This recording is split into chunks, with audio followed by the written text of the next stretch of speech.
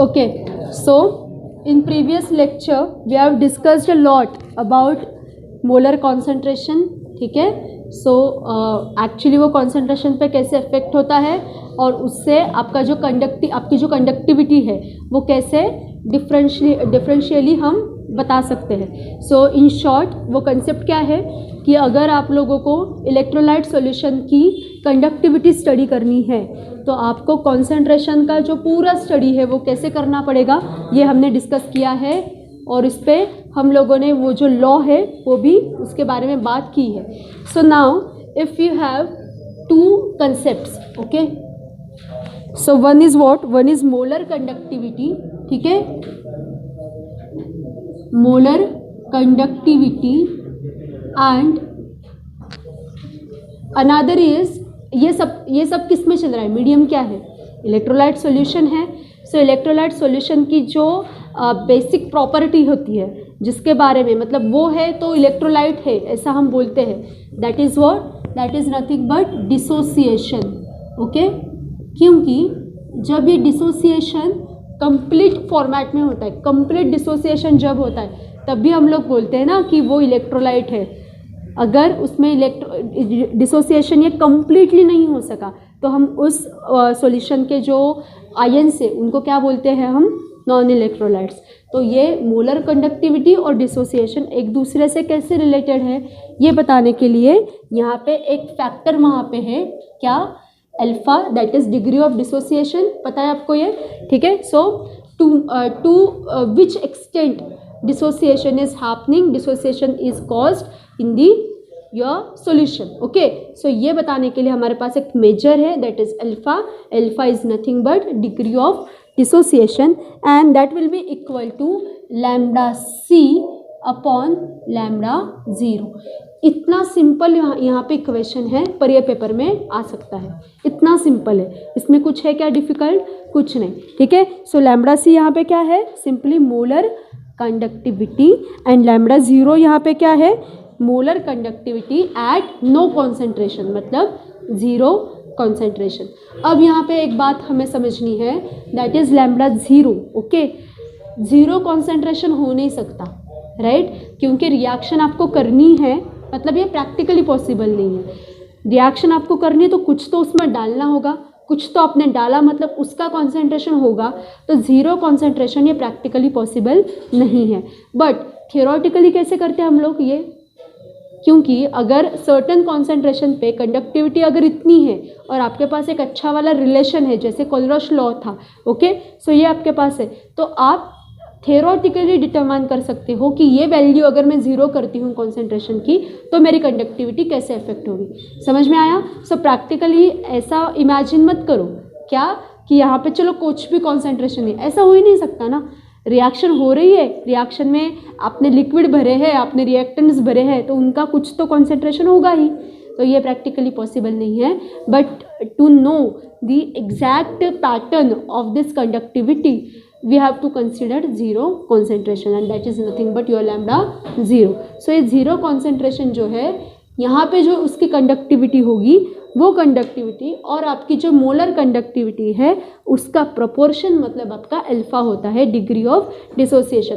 That means molar conductivity, आप ऐसा बोल सकते हैं ना कि molar conductivity is directly proportional to alpha. Okay, जैसे ये कंडक्टिविटी बढ़ेगी मतलब डिसोसिएशन बढ़ ही रहा है ना, राइट, क्योंकि कंडक्टिविटी बढ़ी इसका मतलब क्या है, वहाँ पे अच्छे से इलेक्ट्रोड्स इस्टेब्लिश हो रहे हैं. और यहाँ पे हमारा जो सोल्यूशन है इलेक्ट्रोलाइट सोल्यूशन, इसमें इलेक्ट्रोड्स कौन है, 2 पोल्स कौन है यहाँ पे, आयन्स है ना, कटायन एंड अनायन. तो इनका क्या हो रहा है, इनका रिलेशन, इनका इंटरेक्शन अच्छे से हो रहा है. और ये इंटरेक्शन अच्छे से कब होगा, जब डिसोसिएशन अच्छे से होगा तब. तो ये सारे इंटर रिलेटेड क्या है तो क्वांटिटीज़ है. ये समझ में आ गया. तो अगर ये पहले वाले जो हमने लेक्चर्स लिए थे उसके बारे में जब हमने डिस्कस किया था वो अगर आप लोगों को एकदम अच्छे से समझ में आ गया है तो इसमें भी समझने जैसा इतना डिफ़िकल्ट कुछ है नहीं. ठीक है, सो यहाँ पे हमने कंडक्टिविटी, मोलर कॉन्सेंट्रेशंस, उसका एक दूसरे पे असर, कांस्टेंट कैसे डिसाइड होते हैं वो, ये इतना सारा पार्ट हमने यहाँ पे स्टडी किया है। अब आगे जाके इस लेसन का एक इम्पॉर्टेंट पार्ट आपको स्टडी करना है, दैट इज कंडक्टिविटी का यूनिट, राइट। कंडक्टिविटी का जो यूनिट है वो, that is nothing but your cell, okay. Cell ये यूनिट होता है, आपकी जो इलेक्ट्रिकल एनर्जी है वो आप उस सेल में स्टोर करते हो। तो वो इलेक्ट्रोलाइट के केस में, इलेक्ट्रोकेमिकल रिएक्शंस में सेल कैसे इस्टेब्लिश होते हैं, उनका यूज़ कैसे है, ये हमें यहाँ पे स्टडी करना है, ठीक है। सो यहाँ पे सिंपली आपको किसका भी कितना करंट मेरे यूनिट से फ्लो हो रहा है इसका अगर मुझे स्टडी करना है, तो एक सिंपल मेजर फिजिक्स में भी आपने सीखा होगा, क्या करो, फ्लो काउंट करने में या फ्लो मेजर करने में आपकी ज़्यादा एनर्जी खर्च होने वाली है, ठीक है। तो एक इजी काम करो ना, क्या काम कर रहे हो आप, मतलब एक एग्जांपल है इसके लिए, अगर आपके पास राइस है, ओके, एक राइस का एक पूरा बाउल भरा है उसमें, और उसमें ना सिर्फ 2-3 ऐसे क्या है तो छोटे छोटे ये होते ना पत्थर होते, ओके, वो है छोटे छोटे, ठीक है। तो आप क्या करते हो, एक राइस आप सेपरेट करोगे या सिंपली वो 2-3 जो इम्प्योरिटीज़ होंगे वो सेपरेट करेंगे, क्या इजी है आपके लिए। वैसे ही करंट में होता है, राइट। इतना बड़ा करंट फ्लो मेजर करने की वजह सिंपली रेजिस्टेंस काउंट करो ना उसका, राइट, ये इजी है। तो इस तरह से आप लोग रेजिस्टेंस फाइंड आउट करके जो आपका करंट है वो कितना है उसका मेजर निकाल सकते हो, और उसके लिए आपकी हेल्प करता है, फिजिक्स में गया होगा, that is nothing but your Wheatstone bridge, गया है ये फिजिक्स में, चलो अच्छी बात है। सो ये व्हीटस्टोन ब्रिज जो है वो आपको एक्चुअली बताता है कि आपके सर्किट में कितने अमाउंट में रेजिस्टेंस प्रेजेंट है, और ये रेजिस्टेंस आप लोगों ने कैलकुलेट किया, वो टोटल करंट से माइनस किया, आपका करंट फ्लो आ गया, राइट। आपको आपकी जो आई वैल्यू होती है वो आपको पता चलेगी, इजी है। सो यहाँ पे एक जो यूनिट है जो इलेक्ट्रिसिटी कंजर्व करता है, स्टोर करता है, that is your cell, okay. और ये जो सेल है इसका रेजिस्टेंस कैलकुलेट करके इसमें टोटल इलेक्ट्रिकल एनर्जी कितनी है ये फाइंड आउट करके आपको एक वैल्यू मिलती है, और वो वैल्यू आपके कैसे काम आने वाली है ये अब हमें स्टडी करना है। सो यहाँ पे एक टॉपिक जो पेपर के लिए इम्पॉर्टेंट है उसको स्टार मार्क बना के रखो, बहुत चांसेस है पेपर में आने के, that is nothing but conductivity of cell, okay, and आगे जाके cell constant, conductivity of cell, ठीक है। अब देखो यहाँ पे कि क्या होता है, सेल क्या होता है, एक आप रिमोट में डालते हो, राइट, या आपके बहुत सारे इंस्ट्रूमेंट्स में ये सेल होते हैं। तो हमें क्या लगता है कि सेल हमेशा एक ऐसा सिलेंडर जैसा कुछ होना चाहिए, ऐसा नहीं होता, वो जस्ट उसका एपरेटस है, उसके अंदर का जो कंटेंट है ना वो यहाँ पे मेन है, राइट। यहाँ पे आपको एक स्टोरी भी बता देती हूँ, शायद मतलब आप ऐसे ही, मतलब वो आपके सिलेबस से रिलेटेड नहीं है, पर कैसे काम चलता है और कैसे लोगों का माइंडसेट तैयार होता है वो आपको बताती हूँ उसे बाद में, ठीक है। सो यहाँ पे क्या होता है कि सेल की कंडक्टिविटी अगर मेजर करनी है तो सबसे ज़्यादा इंपॉर्टेंस जाता है इलेक्ट्रोड्स को, ठीक है, उनके पोटेंशियल को, राइट। सो आपको इलेक्ट्रोड पोटेंशियल भी पता होगा कि उनमें इलेक्ट्रिसिटी कंडक्ट करने की कितनी एबिलिटी है, कितनी एनर्जी वो पजेस कर सकते हैं, that is nothing but potential, electric potential, ठीक है। सो यहाँ पे देखो एक एपरेटस इन लोगों ने बनाया है, फिगर नंबर 5.2 ऑब्जर्व करो ताकि मेरा वो ड्रॉ करने का मेहनत बच जाएगा, ठीक है। सो 5.2 फिगर देखो, वहाँ पे उन लोगों ने क्या किया है, सेल कहाँ पे इस्टेब्लिश किया है, बीकर में किया है, देखो, राइट। ऐसा कुछ लेना देना नहीं कि आपको हमेशा एक ऐसा सिलेंड्रिकल कुछ तो एपरेटस चाहिए, वो बाद में, वो सिर्फ वो पैकेजिंग मटेरियल है, ठीक है, वो जाने दो, वो बाद में सिर्फ कवरिंग है, पर अंदर का मैटर हमारे लिए मेन है। तो क्या किया देखो, एक वहाँ पे बीकर लिया है, बीकर में क्या है, इलेक्ट्रोलाइट सॉल्यूशन है, वहाँ पे उन्होंने ग्लास ट्यूब डिप की है, देखो उस ग्लास ट्यूब में क्या है, 2 प्लैटिनम प्लेट्स हैं, क्या है, प्लैटिनम मेटल के 2 वहाँ पे उन्होंने प्लेट्स किए हैं, ओके। और उसके बीच में क्या है, तो मतलब उससे कवरिंग जो है वो क्या है, finally divided platinum black, okay, ये वहाँ पे उन्होंने स्टोर किया है, ठीक है। तो यहाँ पे क्या किया है, जो लिख लो उस डायग्राम में नीचे, सॉल्यूशन के नीचे क्या, कौन सा सॉल्यूशन है वो, क्लोरोप्लैटिनिक एसिड, ठीक है, क्लोरो प्लैटिनिक एसिड, मतलब प्लैटिनम एंड क्लोरीन इन दोनों का वो क्या है तो कॉम्प्लेक्स है, क्लोरो प्लैटिनिक एसिड। ठीक है, ये एपरेटस इन लोगों ने तैयार किया है, ये लैब में भी हो सकता है। हाँ, इलेक्ट्रोलाइट सॉल्यूशन में सिंपली आप एक बीकर और ऐसे एक एपरेटस लगा के लैब में भी सेल इस्टेब्लिश कर सकते हो। तो फिर आप लोग बोलेंगे कि रिमोट में वो वैसा सेल क्यों यूज़ करते हैं, क्योंकि बीकर वाला सेल हम यूज़ नहीं कर सकते ना ऐसे हमारे इंस्ट्रूमेंट्स में। ठीक है, आपको क्या चाहिए, आपको एक हैंडी ऐसा मटेरियल चाहिए कि जो मटेरियल वही होगा, इलेक्ट्रोड्स तो होते हैं सेल में, और क्या होते हैं, कौन सा भी सेल होने दो, इलेक्ट्रॉन्स होना और एक मीडियम होना कंपलसरी है, राइट। तो हमने उसको बाद में क्या किया है, सेल का जब फाइंडिंग हुआ था तो ऐसे ही हुआ था, तो बाद में हमने उसको क्या किया, एक हैंडी फॉर्मेट में कन्वर्ट किया। और अब हम क्या करते हैं, जाके डायरेक्टली सेल खरीदते हैं, रिमोट में डालते हैं, रिमोट शुरू होता है, राइट। पर पहले उसका जो सेटअप है वो ऐसा ही था। ठीक है, अब यहाँ पे हमें क्या करना है, अब यहाँ पे करंट कितना फ्लो हो रहा है ये आपको मेजर करना है। तो वो जो प्लैटिनम ब्लैक है देखो, उसके ऊपर वायर्स लगाए हैं वहाँ पे। ठीक है, so this is the perfect example of electrochemical reaction, right. अब यहाँ पे आपको फाइंड आउट करना है कि रेजिस्टेंस कितना है। अब रेजिस्टेंस कितना है ये फाइंड आउट करने के लिए एक स्पेशल एंटिटी है जो आपकी हेल्प करती है, that is nothing but your cell constant. ठीक है, अब ये सेल कांस्टेंट है क्या, सो यहाँ पे ये आपको बताता है कि conductivity of electrolyte solution, to find out conductivity of electrolyte solution, that is nothing but K, and this K is equal to 1/R, ठीक है, multiplied by 1/A। This is nothing but the equation of your cell constant. अब देखो यहाँ पे, सो R पता है आपको, R for resistance, A for cross sectional area, and this K is your cell constant. ठीक है, लिख लो, यहाँ पे दिया नहीं उन लोगों ने, पर पता है आपको, अलग से उतना करने की ज़रूरत नहीं है। ठीक है, सो अब यहाँ पे सेल कांस्टेंट को आप सिंपली क्या बोल सकते हो, सेल कांस्टेंट जो होता है ये हमेशा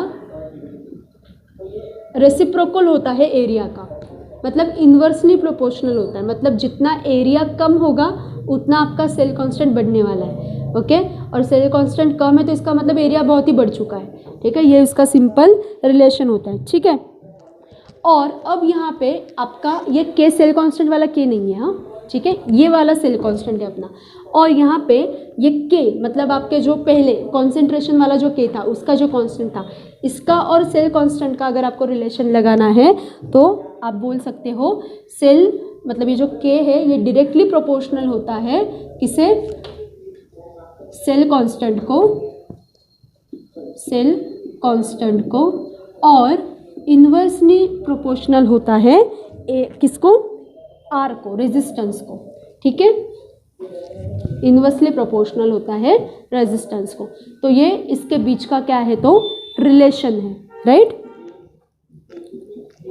सो यहाँ पे अगर किसी भी इलेक्ट्रोलाइट सॉल्यूशन में आपने सेल एस्टैब्लिश कर दिया और आपको उसकी रेजिस्टिविटी या कंडक्टेंस फाइंड आउट करना है तो आपको 3 स्टेप्स फॉलो करने, कितने, 3। Okay, out of which 1 is determination of cell constant, ये सेल कांस्टेंट पहले डिटरमाइन करो।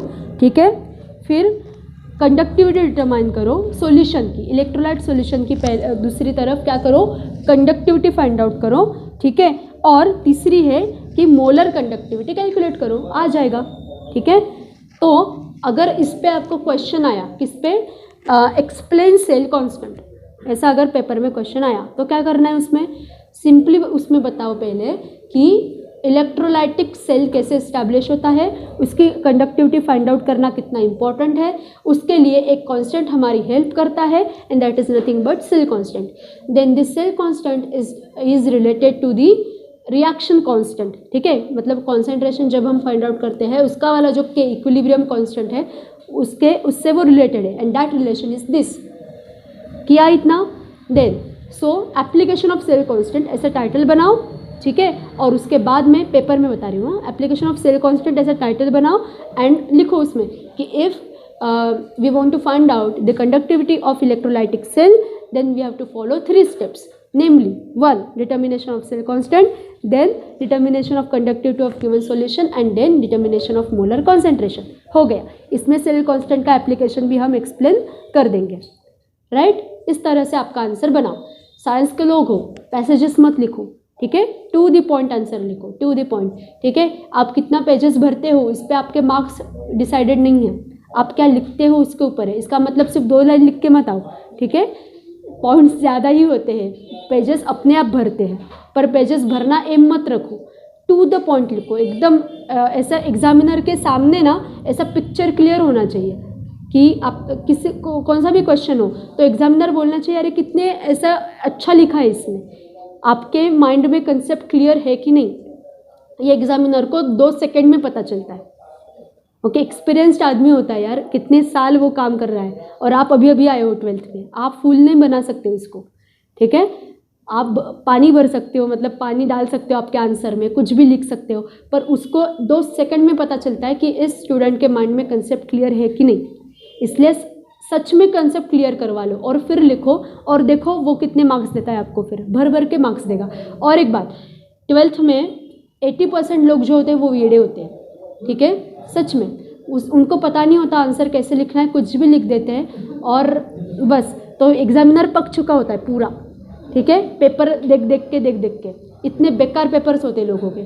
और इस बैकग्राउंड में और आगे और भी होता है ना कि उसके ऊपर बहुत ज़्यादा काम का प्रेशर भी होता है, डेडलाइन होती है पेपर्स चेक करने की, पता है आपको? तो ये सारा बैकग्राउंड ध्यान में लेते हुए अगर आपने थोड़ा सा भी अच्छा लिखा है ना आंसर तो भी वो खुश हो जाता है, ठीक है? तो उसे खुश करो, उसको तकलीफ मत दो. और एक आंसर वहाँ पे, एक आंसर लास्ट पेज में, ऐसा उसको तकलीफ मत दो, उसका भी सोचो, ठीक है? और अगर आप उसकी केयर करते हो ना तो वो आपकी भी केयर करेगा, ठीक है? सो अच्छे आंसर्स लिखो. और उसकी प्रैक्टिस कब होगी? ये हमारे क्लास टेस्ट में होगी. ये जो हमारे क्लास टेस्ट होते हैं ना उसमें भी अच्छे आंसर्स लिखो. हमें भी मत बकाओ बेकार आंसर्स लिख के, अच्छा लिखो, टू दी पॉइंट्स लिखो. हम आपको देते हैं ना, सप्लीमेंट प्रोवाइड करते हैं ना, तो एक ही पेज पे सारा लिखना है ऐसा एम मत रखो. इसका मतलब ऐसा भी नहीं कि पेजेस वेस्ट करने हैं, ठीक है? अच्छे से लिखो, राइट?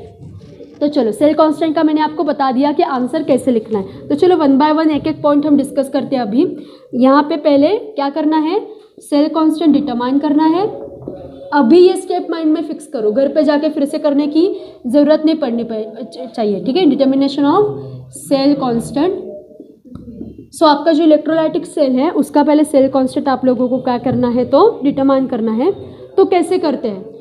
कॉन्सेंट्रेशन डिफरेंट लेते हैं. सो कॉन्सेंट्रेशन जो है वो क्या करते हैं, वेरी करते हैं, राइट? मैंने कल ही आपको बताया एक्सपेरिमेंटल सेटअप में 2 आपके जो होते हैं यूनिट्स जिसका रिलेशन आपको इस्टेब्लिश करना है, उसमें से एक को कांस्टेंट रखा जाता है और दूसरा वेरी होता है, right? For example time and concentration study करना है आप लोगों को, ओके? और मुझे देखना है कि टाइम जैसे आगे आगे जाता है वैसे मेरा कॉन्सेंट्रेशन कैसे अफेक्ट हो रहा है. तो दोनों में से एक क्वांटिटी क्या करनी होगी, आपको कांस्टेंट रखनी पड़ेगी. तो आप क्या करेंगे, फॉर एग्जांपल मैंने टाइम कांस्टेंट रखा है, तो मैंने टाइम यहाँ पे बनाया कि रिएक्शन होके मेरे अभी 10 मिनट्स हो गए और मैंने रिएक्शन वहाँ पे होल्ड कर दी, ओके? और मैंने डिफरेंट कॉन्सेंट्रेशंस बनाए उसके, 0.1 molar, okay, 0.2 molar, 0.3 molar, 0.4 molar, ऐसे मैंने उसके कॉन्सेंट्रेशन बनाए और फिर मेजरमेंट लिया तो मुझे वहाँ पे एक ग्राफ मिलेगा. सेकेंड केस में दूसरा कर सकते हैं, ठीक है? टाइम वेरी करते हैं, कॉन्सेंट्रेशन कांस्टेंट रखते हैं और देखते हैं क्या इफेक्ट होगा. इस तरह से क्या हो सकता है, आपको ग्राफ्स मिलेंगे और आप रिलेशन इस्टेब्लिश कर सकते हो. समझ में आया? तो एक वेरिएबल होता है, एक कांस्टेंट होता है और पूरा एक्सपेरिमेंट इन दोनों पे डिपेंड होता है, ठीक है? और स्टैटिस्टिकली फिर उसका एनालिसिस करते हैं, वो अलग की बात है, ठीक है? तो यहाँ पे क्या किया है, कॉन्सेंट्रेशन वेरी किया है, ओके? और टेम्परेचर जो है ना यहाँ पे, तो डिफरेंट टेम्परेचर्स पे अलग अलग कॉन्सेंट्रेशंस का क्या किया है, एक रेंज ली यहाँ पे, टेम्परेचर रेंज है अपने पास. तो डिफरेंट टेम्परेचर्स रेंज पे अलग अलग कॉन्सेंट्रेशंस क्या कंडक्टिविटी दिखाते हैं, ये यहाँ पे फाइंड आउट किया है. समझ में आया? एक्सपेरिमेंट क्या है अपना, ठीक है? फिर क्या किया, इसका रेजिस्टेंस फाइंड आउट किया है, ओके? सबका मतलब ये जो स्टडी है पूरा, इसका हमने क्या किया, रेजिस्टेंस फाइंड आउट किया at different concentrations, with respect to different different temperature. और जब ये R हमने फाइंड आउट किया रेजिस्टेंस, तो उसको इस इक्वेशन में डाला है। रिएक्शन कांस्टेंट अपने पास पहले से ही होगा कि हम कॉन्सेंट्रेशन से फाइंड आउट कर सकते हैं, और फिर हमने यहाँ पे एक सेल कांस्टेंट क्या किया है, डिटरमाइन किया है। समझ में आया क्या कैसे किया ये काम? थोड़ा सा ओवरव्यू आया, थोड़ा सा ओवरव्यू आया आपको कि कैसे हमने ये काम किया है। एक्सपेरिमेंटल सेटअप क्या है ये पहले समझो, ठीक है। रेजिस्टेंस कैसे मेजर करते हैं ये मुझे अलग से बताने की ज़रूरत है क्या? नहीं, आपको ये पता है R कैसे मेजर करते हैं हम लोग। हमारे पास डिफरेंट डिफरेंट टेक्निक्स होते हैं, फॉर्मूले होंगे आपके पास उसके। व्हीटस्टोन ब्रिज पता है, उसका इक्वेशन पता होगा, राइट। तो वहाँ पे रेजिस्टेंस हम लोग फाइंड आउट करते हैं, ठीक है। फिर आगे जाके यहाँ पे व्हीटस्टोन ब्रिज का प्रिंसिपल अप्लाई होता है। देखते हैं फिर वो प्रिंसिपल क्या अप्लाई करते हैं। सो R ऑफ सोल्यूशन, ठीक है, upon L in bracket AC, ठीक है। वो डायग्राम देखो फिगर नंबर 5.3, वहाँ पे देखो AC क्या है, ठीक है, is equal to AC current नहीं, लेंथ दी है वो सर्किट की length, RX upon length of BC, ठीक है, राइट। तो B फॉर क्या, अल्टरनेटिव करंट है, तो BC क्या है? B नाम का कोई करंट पता है आपको? दो ही होते हैं, एक AC होता है एक DC होता है, मुझे तो इतना ही पता है। आपको पता है क्या कुछ तीसरा? नहीं तो बताओ। हाँ क्या? हाँ DC भी नहीं पता है। इंडिया में हमारा है जो ये होता है इलेक्ट्रिक सारा सर्किट, वो AC टाइप का है या DC टाइप का है? और ये अमेरिका में कौन से टाइप का है? और ऐसा क्यों है फिर? हमारे यहाँ पे AC क्यों है और उनका DC क्यों है? ऐसा क्यों है भाई?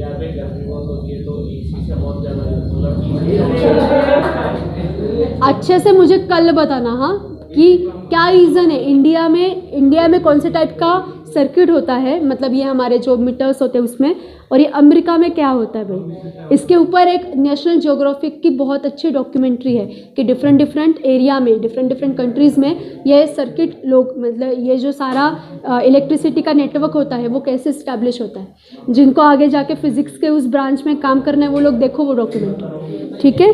चलो, सो यहाँ पे सिंपली मैं डायरेक्टली सॉल्यूशन जो है मेरा, बस हो गया, कल बताओ, ठीक है। R सॉल्यूशन का जो रेजिस्टेंस है उसका मैं यहाँ पे फाइंड आउट कर सकती हूँ। सिंपली मुझे क्या करना है, यहाँ पे length of AC upon length of BC, ठीक है, मल्टीप्लाइड बाय RX।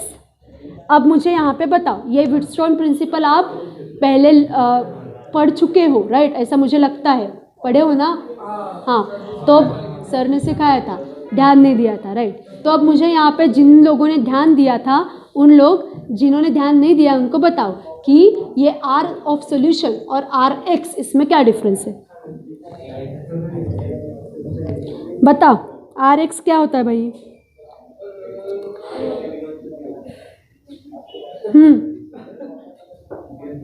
अरे इतना सोचने की ज़रूरत ही नहीं, वहाँ पे सिर्फ फिगर नंबर 5.3 देखो, आंसर मिल जाएगा।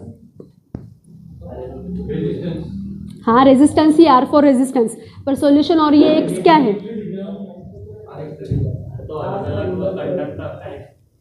यूनिट्स है ना, वहाँ पे अलग अलग आपने सर्किट्स लगाए कि नहीं?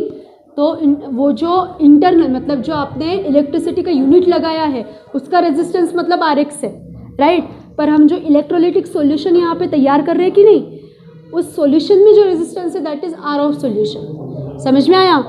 वहाँ पे देखो ना, वो रेजिस्टेंस उन लोगों ने ऐसा आवाज़ बंद है, ये ऐसी आपकी वायर है फॉर एग्जांपल, और यहाँ पे ये वहाँ पे ऐसा लिखा है, so this is nothing but your RX। समझ में आया? और यहाँ पे R ऑफ सॉल्यूशन मतलब आपके सॉल्यूशन का रेजिस्टेंस है, ओके। अब यहाँ पे ये AC BC कैसे फाइंड आउट करेंगे? बताओ बताओ बताओ। This is nothing but your length ना, वायर की जो लेंथ होगी वहाँ पे, वो जो यूनिट्स होंगे, सर्किट ड्रॉ करना आता है आप लोगों को, राइट। तो वहाँ पे जो पर्टिकुलर यूनिट जो लगाते हैं उसकी लेंथ हम कैलकुलेट करते हैं, राइट। अब यहाँ पे ये लेंथ, ये एक्सटर्नल अपैरेटस है, ये समझ लो पहले। वो डायग्राम में लेफ्ट साइड पे लिखा है, एक बीकर लगा है, देखो वहाँ पे वो जो प्लैटिनम ब्लैक है उसके ऊपर ये व्हीटस्टोन ब्रिज लगाया है, राइट। इंटरनल अपैरेटस डिफरेंट है, एक्सटर्नल अपैरेटस डिफरेंट है। ये लेंथ वगैरह जो कुछ भी स्टडी हो रहा है वो एक्सटर्नल अपैरेटस का है, व्हीटस्टोन ब्रिज का है, ओके। उसकी आपने लेंथ कैलकुलेट की एक बार, तो आपको यहाँ पे क्या मिलेगा, RX वैल्यू फाइंड आउट कर सकते हैं हम इससे, ओके। और सिर्फ फिर ये होने के बाद आपके यहाँ पे एक आपको क्या मिलता है, वैल्यू मिलती है, cell constant is equal to K of KCl, यहाँ पे KCl ये इलेक्ट्रोलाइट सॉल्यूशन है, multiplied by simply R of solution, ठीक है। इस सारे मैथमेटिक्स से सॉल्यूशन का रेजिस्टेंस फाइंड आउट हो सकता है, इसलिए तो व्हीटस्टोन ब्रिज लगाया है ना ऊपर कि सॉल्यूशन का जो रेजिस्टेंस है वो हमें कैलकुलेट करना चाहिए, पर वो सेल कांस्टेंट है क्या, नहीं, ठीक है। सो इसके लिए आपको क्या करना पड़ेगा, यहाँ पे वो जो आपने अभी अभी फाइंड आउट किया है उसको KCl के कॉन्सेंट्रेशन से मल्टीप्लाई करो, कांस्टेंट कॉन्सेंट्रेशन से, इक्विलिब्रियम कांस्टेंट से, राइट। ये करने के बाद आपको सेल कांस्टेंट मिल जाएगा, हो गया, ठीक है। सेल कांस्टेंट मिला, बस इतना करो पहले काम, देन आपको क्या मिल जाएगा, आपको एक इम्पॉर्टेंट फर्स्ट स्टेप आपकी यहाँ पे हो जाएगी। अब सेकंड स्टेप में क्या किया है, यहाँ पे सेकंड स्टेप पे आपको कंडक्टिविटी फाइंड आउट करनी है, किसकी, सॉल्यूशन की। सो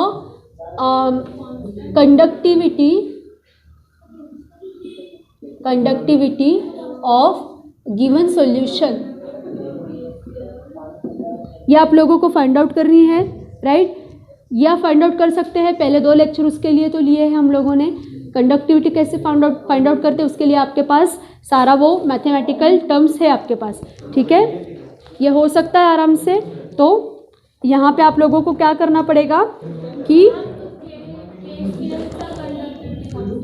यस, यहाँ पे कॉन्सेंट्रेशन के आवाज़ बंद करो, कॉन्सेंट्रेशन के टर्म्स में जो भी है, जो भी आपको दिया है दैट इज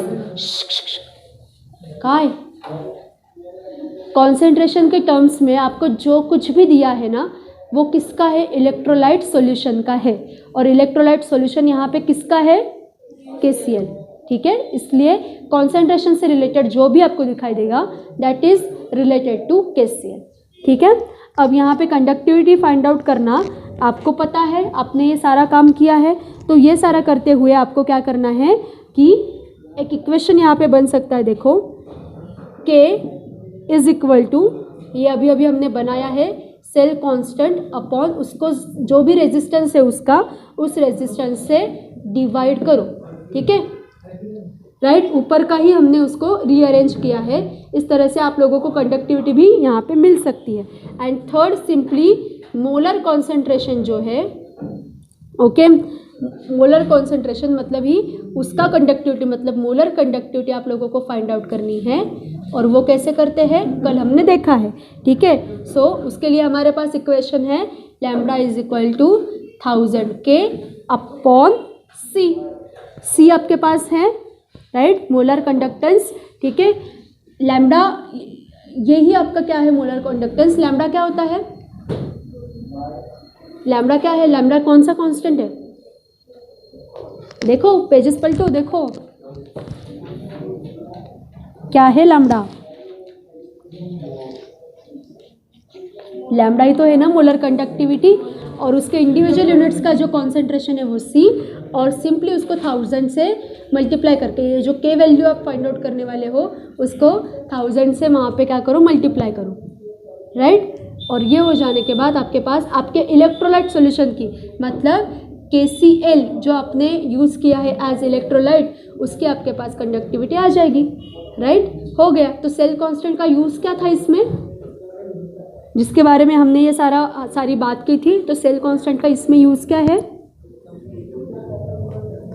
फाउंडेशन वही बनाता है ना, कि सेल कांस्टेंट फाइंड आउट नहीं करोगे तो आप लोगों को सॉल्यूशन का रेजिस्टेंस कैसे मिलेगा, आप लोगों को मतलब जो कांस्टेंट है इक्विलिब्रियम कांस्टेंट KCl का वो कैसे मिलेगा, और वो आपको यहाँ पे एक्चुअली बताता है। तो cell constant is nothing but the one constant entity which is used to find out molar conductivity of your electrolyte cell. बस हो गया। सो ये सेल कांस्टेंट के ऊपर आपको नोट आने वाली है पेपर में, ठीक है। सो इसमें ये 3 स्टेप्स सिर्फ आपको एक्सप्लेन करने हैं और इसमें से आपको बताना है कि सेल कांस्टेंट का एप्लीकेशन कैसे होता है to find out the conductivity of your given solution. Conductivity find out करना मतलब डायरेक्टली ये फाइंड आउट करना कि आपके सॉल्यूशन में करंट फ्लो कितना है। समझ में आया? कितना करंट वो कैरी करता है। ओके, इसका ये डायरेक्टली रिलेशन होता है। ओके, चलो। सो 1 मिनट का ब्रेक, ओवरव्यू लो, थोड़ा सा टॉपिक का देखो, इसमें कोई प्रॉब्लम है तो पूछो।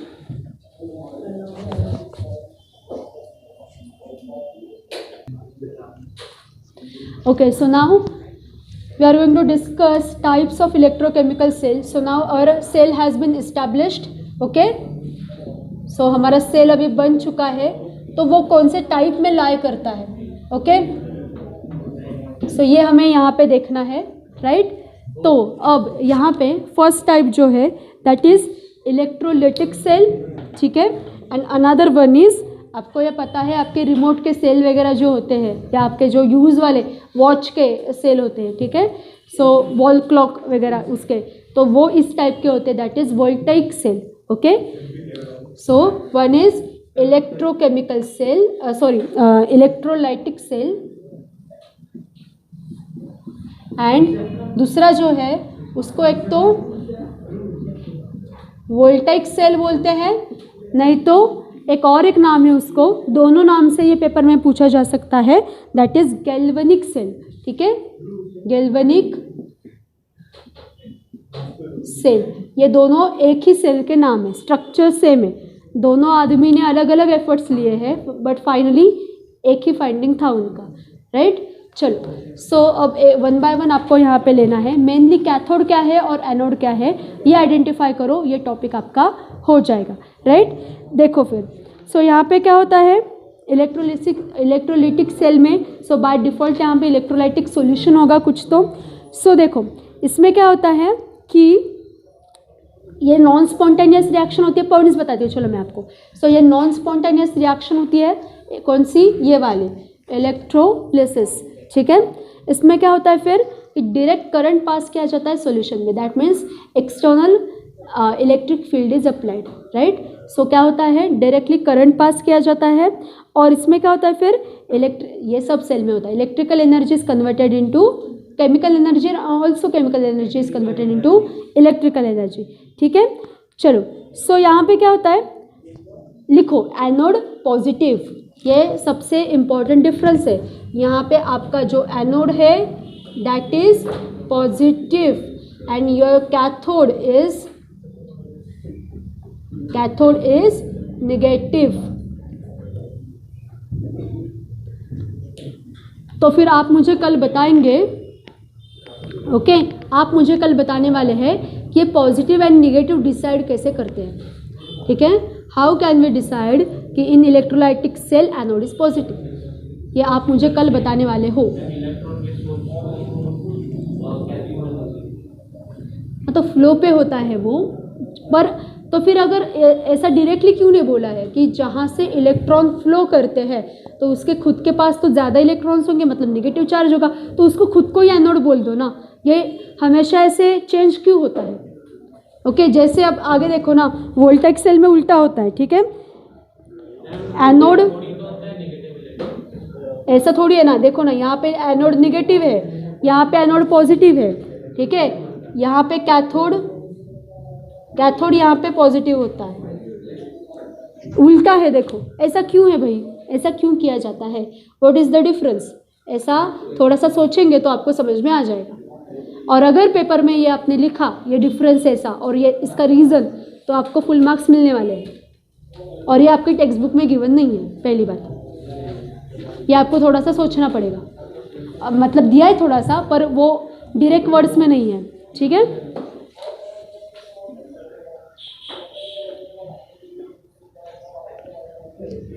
सो यहाँ पे ना एक्चुअली एनर्जी कन्वर्जन तो है, but one difference is there. देखो यहाँ पे क्या किया जाता है बेसिकली, मतलब ये सेल का वर्किंग किस पे होता है कि यहाँ पे जो इलेक्ट्रिकल एनर्जी होती है ये कन्वर्ट की जाती है केमिकल एनर्जी में, और यहाँ पे जो केमिकल एनर्जी होती है वो कन्वर्ट की जाती है इलेक्ट्रिकल एनर्जी में। एनर्जी कन्वर्जन है, बट सेल का जो वर्किंग है करंट कब पास होता है तो दिस पर्टिकुलर स्टेप पे पास होता है।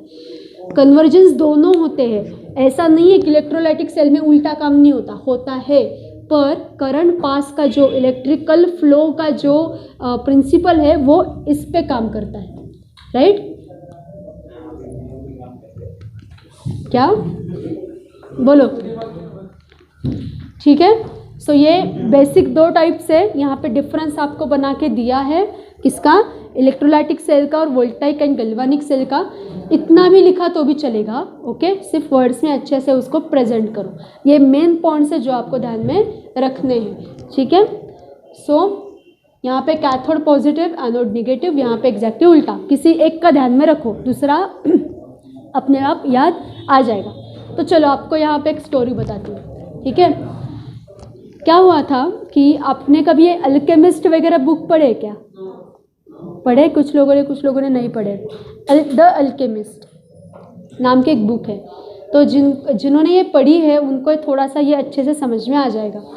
क्या बात है कि हर एक कल्चर में, ओके, कौन सी भी जो ट्रेडिशनल हमारे कल्चर्स होते हैं, जैसे हमारे एंशिएंट इंडियन कल्चर है, इजिप्शियन कल्चर है, ग्रीक कल्चर है, ठीक है, तो इनमें इन लोगों ने अपने अपने तरीके से ना नेचुरल रिसोर्सेज का यूज़ करके कैसे हम अच्छे से हमारे प्रोसेसेस कर सकते हैं, ये फाइंडिंग्स अपने तरफ से कर लिए थे। जैसे इजिप्शियन लोग, आपको पता है, उनके पास एक खास टेक्निक थी ग्लास पेंटिंग की, ठीक है, या और एक टेक्निक थी उनके पास डेड बॉडीज़ प्रिजर्व करने की, राइट। तो ये केमिस्ट्री की वजह हो सकता है क्या? केमिकल्स तो चाहिए ना, ऐसे कैसे होंगे? डेड बॉडीज़ ऐसे ही प्रिजर्व कैसे हो सकते हैं? तो विदाउट रॉटनिंग वो डेड बॉडीज़ प्रिजर्व कर सकते थे, राइट। ऐसी ही कुछ टेक्निक्स ग्रीक लोगों के पास थी, और ऐसी बहुत सारी टेक्निक्स इंडियन लोगों के पास भी थी। इंडियन, इसमें जब हम इंडियन इसका स्टडी करते हैं तो जो केमिस्ट्री है उसको संस्कृत में बोला जाता है रसशास्त्र, ओके। तो उसमें जो रस वर्ड है ना, वो हमें लगता है कि वो केमिकल्स के लिए सिनोनिम होगा, बट नहीं। केमिस्ट्री में मतलब इंडियन केमिस्ट्री में रस वर्ड यूज़ होता है मर्क्यूरी मेटल के लिए। और हमारी सारी जो केमिस्ट्री की फाइंडिंग्स है, प्रिंसिपल्स है, ये मर्क्यूरी को सेंटर में रखे हुए की गई है। तो अब ये सोचने वाली बात है कि अरे मर्क्यूरी तो पॉइजनस मेटल है, राइट, हार्मफुल है, हैंडल करने के लिए डिफ़िकल्ट है और रेडीली अवेलेबल भी नहीं है, फिर भी इंडियन लोगों ने इस मर्क्यूरी को सेंटर में क्यों रखा है? तो ये रिसर्च वाली बात है, और इसका रिसर्च संस्कृत का आदमी नहीं कर सकता। जो संस्कृत का स्टडी करता है वो आदमी इसका रिसर्च नहीं कर सकता, जो केमिस्ट्री का स्टडी कर सकता है और जिसको संस्कृत आती है वो स्टडी कर सकता है। अब देखो, एक वोल्टाइक सेल के बारे में बात चलती थी। संस्कृत में एक बुक है, ओके, एक बहुत पुराना बुक है जिसका नाम है अगस्त्य संहिता, ठीक है। क्या नाम है उसका? अगस्त्य संहिता। तो नासिक के ही एक साइंटिस्ट लोगों का ग्रुप था, ओके, और उसमें से एक जो साइंटिस्ट है वो हमारे बहुत अच्छे पहचान के भी है, डॉक्टर ओम प्रकाश कुलकर्णी। तो उन्होंने इनके अब्दुल कलाम जो है ना हमारे, तो उनके साथ भी काम किया है। पोखरण के टेस्ट में भी वो इंक्लूडेड थे, ओके। सो इनको ना ये अगस्त संहिता मिली। एक्चुअली वो कंप्लीटेड फॉर्मेट में नहीं है, उसका बहुत सारा जो पार्ट है ना वो लॉस्ट है, वो हमारे पास नहीं है, पर उसमें एक नियर अबाउट 22 जो श्लोक होते हैं वो उनके पास है। तो उसमें उन्हें एक श्लोक मिला और उन लोगों ने इसका ट्रांसलेशन किया, और ट्रांसलेशन करके इन लोगों को पता चला कि अरे नहीं, ये जो श्लोक है ना इसमें थोड़ा सा सेल कैसे बनाते हैं ऐसा लिखा है, ओके। सो वो श्लोक बताती मैं आप लोगों को, पर आपको समझ भी नहीं आएगा, इसलिए जाने दो, ओके। सो संस्थाप्य मृण्मय पात्रे ताम्रपत्रम सुशोभितम, ऐसा उसकी स्टार्टिंग थी, ठीक है। वही बोला ना मैंने, नहीं समझ में आएगा तो बाद में सेंड कर दूंगी मैं आपको वो श्लोक। तो आगे सुनो। तो फिर इन लोगों ने क्या किया, मटेरियल्स एनलिस्ट किए सारे कि इसमें क्या क्या लिखा है, ओके, क्या क्या उन्होंने क्या क्या मटेरियल वहाँ पे एनलिस्ट करके दिए हैं वो उन लोगों ने लिखा, ओके। तो उसमें था क्या क्या था, कॉपर प्लेट थी, ठीक है, थोड़ा सा पानी लिखा था, जो आपकी जो लकड़ी होती है उसकी पाउडर, भूसा बोलते हैं मराठी में, तो वो था। ऐसे जिनको सुनना नहीं वो निकलो। सो ऐसे उन लोगों ने क्या किया, मटेरियल सारा एनलिस्ट कर दिया। और बाद में एक मटेरियल पे वो अटके। संस्कृत में लिखा था शिखी ग्रीवा। क्या लिखा था, शिखी ग्रीवा। तो इन लोगों ने ट्रांसलेशन किया, शिखी मतलब मोर, ग्रीवा मतलब उसकी मान, मोर की मान। तो अब वो सोचने लगे कि अरे मोर की मान और सेल का क्या रिलेशन है, ठीक है। तो उनको समझ में नहीं आया, पर उन्होंने कहा कि ठीक है, श्लोक में लिखा है तो होगा कुछ तो उसका रिलेशन। फिर उन लोगों ने एक सेंचुरी में जाके बता दिया कि आपके यहाँ का जो मोर है वो जब मर जाए तो हमें बता देना, हमें उसकी मान चाहिए, उसकी नेक चाहिए। तो वो सेंचुरी का आदमी भी सोचने लगा कि अरे मोर के फिदर्स लगते लोगों को, इसको मान क्यों चाहिए, नेक क्यों चाहिए। तो ठीक वो बोला, पर ठीक है मुझे चाहिए, आपका मोर जब मरे तो मुझे बता देना। अब मोर की तो ये नहीं, हंटिंग तो नहीं कर सकते, अलाउड नहीं इंडिया में, ठीक है। सो एक्सपेरिमेंट रुक गया फिर यहाँ पे। तो इनके दिमाग से थॉट नहीं गया, पर ठीक है वो जहाँ जहाँ जाते थे ना तब लोगों को बता देते थे कि ऐसा ऐसा मुझे कुछ करना है। तो नासिक में एक बहुत पुराने एक आयुर्वेदिक डॉक्टर थे, तो उनको जाके इन्होंने बताया कि मेरा ऐसा एक्सपेरिमेंट है और मुझे करना है। तो उन्होंने पूछा अच्छा क्या क्या बताया, क्या क्या किया आपने उसके लिए। तो इन्होंने बताया मैंने ये मटेरियल लिया, ये लिया, ये लिया, और ये मोर की मान नहीं मिल रही सिर्फ। तो वो बोले मोर की मान चाहिए क्यों। तो उन्होंने श्लोक दिखाया कि देखो ये श्लोक है, इसमें शिखी ग्रीवा लिखा है। तो फिर वो हंसने लगे और बोले कि अरे भाई मोर की मान और इलेक्ट्रिक करंट का कुछ रिलेशन आपको पता है क्या, ऐसा कुछ होता है क्या, क्या रिलेशन है, मोर की मान डाल के क्या होगा। तो थोड़ा सा उस वर्ड के बारे में सोचो। मोर के मान का कलर क्या होता है, वो ऐसा रॉयल ब्लू कलर होता है। तो रॉयल ब्लू कलर का केमिकल कौन सा है अपने पास, हाँ, तो वो कॉपर सल्फेट के बारे में बात कर रहे थे, जिसे संस्कृत में या मराठी में मूर्छुद बोला जाता है, मूर्छुद। ओके, सो नाम में ही उसके कि उसके मोर के मान का जैसा कलर होता है ना, रॉयल ब्लू ग्रीन कलर, वैसे उस केमिकल का कलर होता है। और कॉपर सल्फेट का है रिलेशन सेल में, है ना, वो एक इम्पॉर्टेंट वहाँ पे इलेक्ट्रोलाइटिक सॉल्यूशन बनाता है, राइट। सो इस तरह से ऐसा उसका रिलेशन था। और ये लोग क्या बैठे थे लेके, मोर की मान। तो ये संस्कृत ग्रंथों का एक बहुत बड़ा प्रॉब्लम हो चुका है कि इन लोगों ने ये सारा उनका नॉलेज है ना, ये ऐसे वर्ड्स में एनकोड करके रखा है ताकि इजीली लोगों को समझ में नहीं आ जाना चाहिए। क्यों, क्योंकि अगर लोगों को इजीली समझ में आ जाएगा तो उसका मिसयूज़ हो सकता है।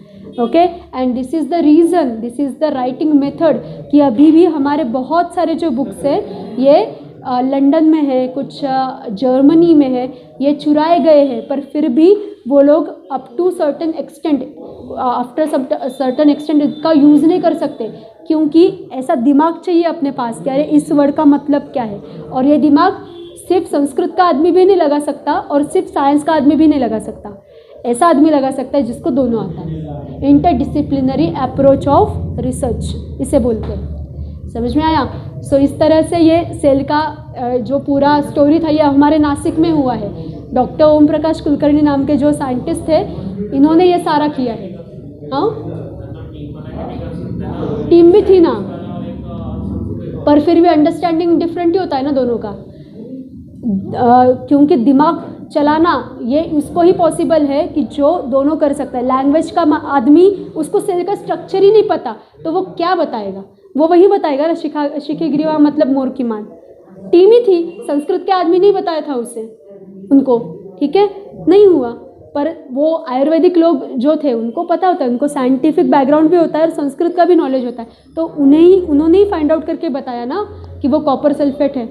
इस तरह से अगर जिनको इंटरेस्ट है ऐसे ट्रेडिशनल साइंस में स्टडी करने के लिए, तो वो ट्रेडिशनल साइंस जिस लैंग्वेज में इनकोडेड है वो लैंग्वेज सीखना ज़रूरी है। समझ में आया। तो सेल का स्टडी चल रहा था इसलिए मैंने आपको ये स्टोरी बता दी। ओके, अगर आपको चाहिए तो वो जो साइंटिस्ट है ओम प्रकाश कुलकर्णी सर, उनका हम आपके लिए एक लेक्चर ऑर्गेनाइज कर सकते हैं। वो बताएंगे कि कैसे उन लोगों ने ये सारा किया। और ये एक स्टडी नहीं है, ऐसा उन लोगों ने बहुत सारा किया है, बहुत सारे ऐसे फाइंड करके करके करके उन लोगों ने बनाए हैं। और हाँ, ये सेल जो है ना, ये हमारे टीम में भी बना था एक बार, ठीक है, और एलईडी वहाँ पे ग्लो हुए थे। इसका ऐसा अगस्त्य कुंभ बना बोलते हैं उसको, तो वो श्लोक से पढ़ पढ़ के हमने भी बनाया था वो। तो उसका भी एलईडी ग्लो होते हैं, पर ज़्यादा तो इंस्ट्रूमेंट्स नहीं थे घर में, तो ज़्यादा नहीं कर सके उसका, पर एलईडी ग्लो पक्का होते हैं उसके ऊपर। तो एक एलईडी ग्लो होने के लिए कितना करंट लगता है? कितना? एक एलईडी ग्लो होने के लिए करंट कितना लगता है? नियर अबाउट होता है 0.5 या 1 एम्पियर से इसके रेंज में करंट लगता है, राइट। तो उतना करंट है उसमें, फिर इसका मतलब तो इतना करंट है तो वो हम बढ़ा भी सकते हैं ना आगे जाके उसको, उसमें मॉडिफिकेशन करके। और हर्बल सेल है, ठीक है, सारा हर्बल मटेरियल है उसमें, सारा नेचुरल रिसोर्सेज से बना हुआ है, ठीक है, केमिकल का यूज़ कम से कम है और रिचार्जेबल भी है।